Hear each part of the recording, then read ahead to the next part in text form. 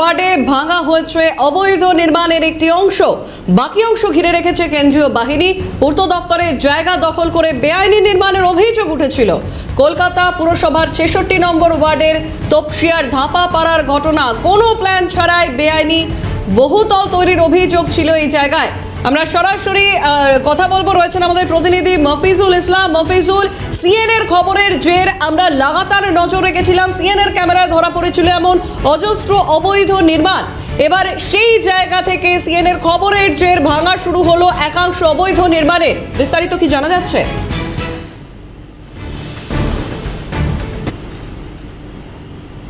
দেখে গত সপ্তাহে আমরাই প্রথম দেখিয়েছিলাম যে তপসিয়ার যে কিভাবে পিডব্লিউডির জায়গার ওপর বহুতল নির্মাণ করা হচ্ছে ধাপাপাড়া এলাকার। এই সেই বিল্ডিং, যে বিল্ডিংয়ের ছবি আমরা দেখিয়েছিলাম যে পিডব্লিউডির জায়গা দখল করে এখানে কিন্তু বহুতল নির্মাণ করা হচ্ছে, একটার পর একটা বহুতল এইগুলো কিন্তু গজিয়ে উঠছে। সিএনএর তরফ থেকে এই বেআইনি বিল্ডিং সরকারি জায়গা দখল করে তৈরি করার খবর সম্প্রচার হওয়ার পরেই রাজ্য সরকারের তরফ থেকে পুরো বিষয়টি খতিয়ে দেখে তৎপরতার সঙ্গে তারপরেই কিন্তু এই বিল্ডিং ভাঙার কাজ শুরু হয়। তুমি দেখতে পাচ্ছ যে দুটো পরপর বড় বহুতল, সেটার একটা অংশ বিল্ডিংয়ের এক অংশ ইতিমধ্যেই বুলডোজার চালিয়ে ভাঙা হয়েছে এবং বাকি অংশও কিন্তু ভেঙে ফেলা হবে। এবং এই বিল্ডিং ভাঙার দিন থেকে আমরা দেখতে পাচ্ছি এই এলাকায় কেন্দ্রীয় বাহিনীর জওয়ানরা তারা কিন্তু এখানে মজুত রয়েছেন, তারা ডিউটি করছেন। এই এলাকায় যখন থেকে এই বিল্ডিংগুলো ভাঙার কাজ শুরু হয়েছে তখন থেকে আমরা দেখতে পাচ্ছি কেন্দ্রীয় বাহিনীর জওয়ান তারা কিন্তু এই এলাকায় তারা কিন্তু মজুত রয়েছেন। তাদেরকে পোস্টিং করে দেওয়া হয়েছে যাতে করে কোনো রকম বিশৃঙ্খল পরিস্থিতি তৈরি না হয়, অশান্তির পরিবেশ তৈরি না হয়। সে কথা মাথায় রেখেই পুলিশের সঙ্গে কেন্দ্রীয় বাহিনী তারা কিন্তু এই এলাকা পাহারায় রয়েছেন। আমরা দেখতে পাচ্ছি বিল্ডিংয়ের চারপাশে কেন্দ্রীয় বাহিনীর জওয়ান এবং পুলিশ তারা কিন্তু মজুত রয়েছে এবং এই অংশের বাকি অংশটাও আবারও কিন্তু ভাঙা হবে। যেটা তুমি দেখতে পাচ্ছ একটা অংশ বুলডোজার চালিয়ে এখানে কিন্তু ভাঙা হয়েছিল। এই ভাঙার আগে যথারীতি পুরসভার তরফ থেকে নোটিশ দেওয়া হয়েছিল যারা এই বিল্ডিং তৈরি করছেন। এবং এই বিল্ডিং নির্মাণ করার পেছনে সরাসরি কাউন্সিলর এবং বিধায়কের যোগ রয়েছে, এমনটাও কিন্তু স্থানীয় মানুষজন তারা কিন্তু অভিযোগ করছেন। আমি একটু নোটিশটা দেখিয়ে দিই। এই যে দেখতে পাচ্ছ এই যে বিল্ডিং নির্মাণ করা হচ্ছিল সেখানে কিন্তু ইতিমধ্যেই আমরা আগেই দেখতে পাচ্ছি এখানে কিন্তু নোটিশ করা হয়েছিল।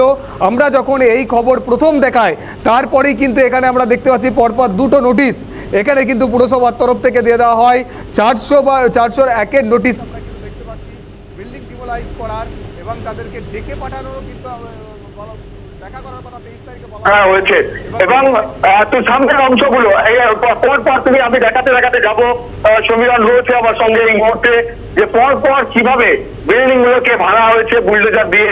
সেই বিল্ডিং এর পরবর্তী অংশ সেগুলো কিন্তু ভাঙা হবে পদ্ধতি মেনে, যাতে করে এই বিল্ডিং ভাঙতে গিয়ে অন্য হবে পদ্ধতি মেনে যাতে করে এই বিল্ডিং ভাঙতে গিয়ে অন্য কোনো রকম বিশৃঙ্খল পরিস্থিতি ভাঙবে এই বিল্ডিং এর বাকি অংশগুলো, সেই প্রক্রিয়া কিন্তু চলছে। আমরা দেখতে পাচ্ছি যে কারণে কিন্তু কেন্দ্রীয় বাহিনী এবং পুলিশ তারা এই এলাকায় কিন্তু মজুত রয়েছে। ফলে বুলডোজার দিয়ে বাকি অংশটা ভালো হবে এবং যারা এই বিল্ডিং তৈরি করছিলেন তাদেরকেও কিন্তু আমরা দেখতে পাবো। আর নতুন করে তাদের সঙ্গে কোনোভাবে যোগাযোগ করা যাচ্ছে না। যিনি প্রমোটার ছিলেন শোনা যাচ্ছে তিনি নাকি এই মুহূর্তে হসপিটালে ভর্তি হয়ে গিয়েছেন শারীরিক অসুস্থতার কারণে, এমনটাও কিন্তু শোনা যাচ্ছে। ফলে প্রমোটার বা অন্যান্য যারা এই নির্মাণের সঙ্গে যুক্ত তাদেরকেও কিন্তু কোন রকম ভাবে আমরা যোগাযোগ করে উঠতে পারছি না এই ভাঙার পর। যে জায়গার এই বিল্ডিং যেগুলো ভাঙা হয়েছে এই বিল্ডিং, আমি আবারও বলছি এই জায়গাটা হচ্ছে পিডব্লিউডির জায়গা। এই জায়গায় সিপিএম এর আমলে ঝুঁকি ছিল, প্রচুর টালির বাড়ি ছিল, গরিব মানুষরা এখানে কিন্তু থাকতো। গরিব মানুষদের একটা কলোনি তৈরি করে দেওয়া হয়েছিল সিপিএম আমলে। তাদেরকে এই তৃণমূল সরকার ক্ষমতায় আসার পর অল্প কিছু টাকা দিয়ে এখান থেকে উঠিয়ে দেওয়া হয়। তারপর সেই জায়গাটা খালি করে পিডব্লিউডির জায়গাটাকে জোর করে দখল করে নিয়ে সেখানে কিন্তু এইভাবে বহুতল নির্মাণ করা হচ্ছে।